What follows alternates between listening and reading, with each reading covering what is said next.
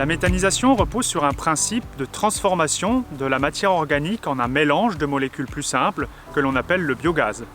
La matière organique est naturellement recouverte de bactéries. Sous l'effet de la température, de l'humidité et en absence d'oxygène, certaines bactéries vont pouvoir se nourrir de cette matière. Organisée à l'origine en grosses molécules complexes, la matière organique va au fur et à mesure de sa dégradation évoluer vers des molécules plus simples et aboutir à la formation d'un biogaz qui sera composé essentiellement de méthane, d'eau, de dioxyde de carbone et d'autres éléments sous forme de traces. Le méthane, principal constituant de ce biogaz, pourra être valorisé de diverses manières.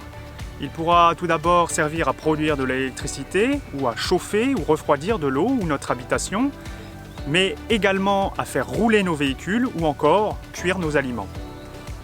Cette production d'énergie s'accompagne également de deux autres avantages.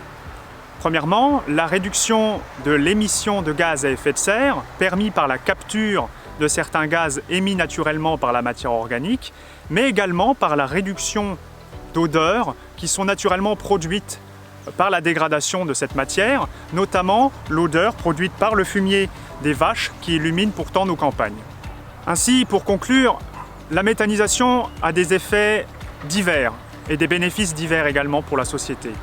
D'une part, cela a des bénéfices environnementaux, puisqu'on a vu que ça capturait les gaz à effet de serre, mais également des bénéfices économiques en dynamisant le territoire et en permettant justement la production d'énergie renouvelable bénéfique à notre vie de tous les jours.